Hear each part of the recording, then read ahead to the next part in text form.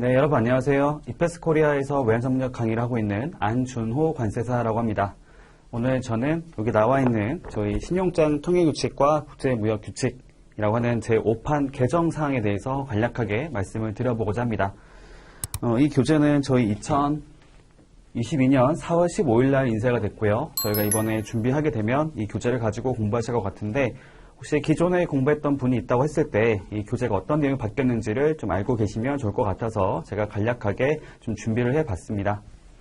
일단 개정 배경부터 같이 보겠습니다. 개정 배경은 저희 교재상에 보면 나와 있는데요. 여기 보니까 이제 크게 ISBP 745의 내용하고 2017년도 이후 발표됐던 ICC의 공식 의견하고 결정을 반영해서 내용을 대표적으로 수정하고 보완을 했다라고 되어 있습니다. 근데 일단 주의할 게 뭐냐면 저희 사실 이렇게 봤을 때는 저희 공부하는 내용들도 많이 바뀌었을 거다라고 볼 수가 있는데 사실 규정 자체가 바뀐 것이 아니기 때문에 이 내용이 사실은 공부를 할 때는 도움이 될 수 있긴 하지만 그렇다고 해서 어떤 새로운 책을 완전 새로운 내용을 정리하는 형태로 가는 건 아니고요. 기존의 내용에서 조금 더 이제 사례가 추가되거나 아니면 해설이 추가되거나 해서 조금 더 이해를 돕기 위한 내용이 많다고 보시면 될 것 같습니다. 밑에 볼게요. 개정사항 첫 번째로는 사례 추가라고 하는 것이 있습니다.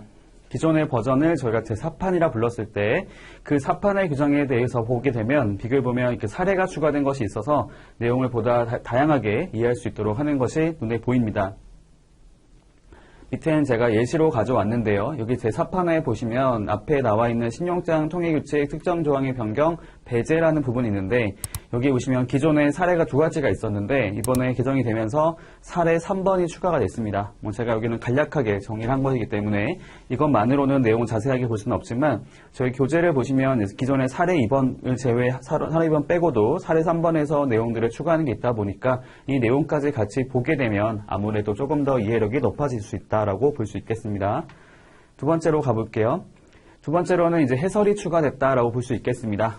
기존의 규정에 비교해 봤을 때 원래 있던 내용에서 여기 보시는 것처럼 조금 더 내용이 많이 추가가 됐습니다. 모사 서명이라는 것을 제가 샘플로 가져왔는데요.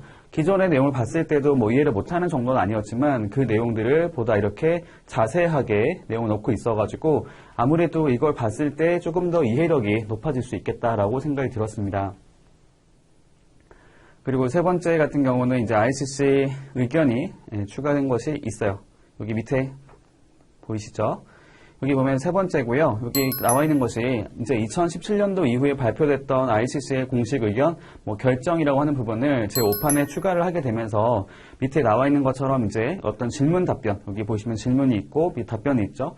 이런 것들을 보여주면서 보다 자세하게 내용들을 이해할 수 있도록 규정들이 일부 추가되었다고 볼 수 있겠습니다. 그리고 네 번째로는 표현이 이제 수정된 것이 눈에 보입니다. 기존에 보시면 신용장의 서류 거래라고 했던 것들을 신용장의 서류적 거래 이렇게 하고 추상성이라는 표현을 쓰고 있어요. 저희가 신용장의 특성 중에 하나인 추상성은 신용장 거래를 하게 됐을 때는 어떤 물품이나 실질을 가지고 보는 것이 아니고 서류 자체를 가지고 심사를 한다. 그 말인즉슨 서류가 일치가 되면 그것은 신용장도 일치가 되는 것으로 보는 것이고 서류가 일치가 된다 하더라도 어떤 서류가 불일치한다 하더라도 물품은 일치가 된다. 이런 사실은 중요하지 않습니다.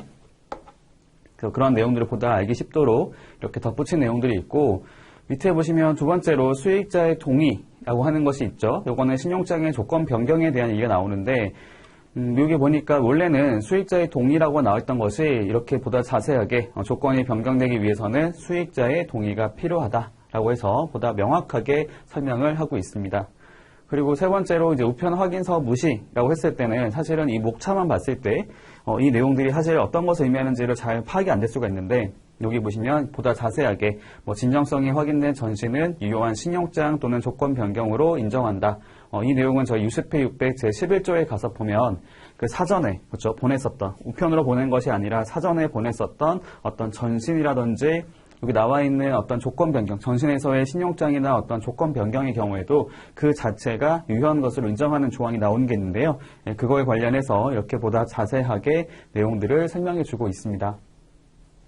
사실 이거는 하나씩 예시로 보여드리는 거라서 마치 양이 별로 없어 보일 수가 있는데 실제로 이 교재를 가서 펼쳐보시면 사판하고 비교해 보시면은 많은 내용들이 좀 바뀐 것들이 눈에 띕니다.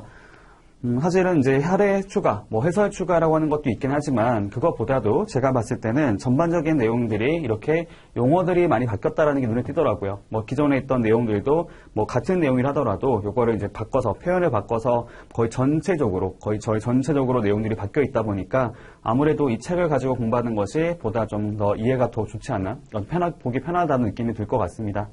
그리고 이거 말고 저희가 나머지 부분들은 이제 UCP 600을 제외한 뭐 ISBP, 뭐 ISP, 뭐 URDG 이런 것들은 사실 영문만 들어가 있기 때문에 어떤 규정 자체가 바뀌거나 추가된 것은 없다고 보시면 될 것 같고요. UCP 600에 관련해서 내용들이 보다 좀 더 이렇게 풍성해졌다라고 생각하시면 될 것 같습니다.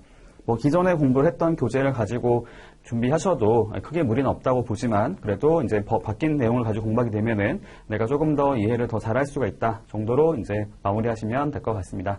이렇게 해서 저희 외환전문형 2종 2과목에 나와 있는 신용장 통일규칙과 국제무역규칙 이 제5판에 대한 개정사항들을 정리하고 넘어가도록 하겠습니다.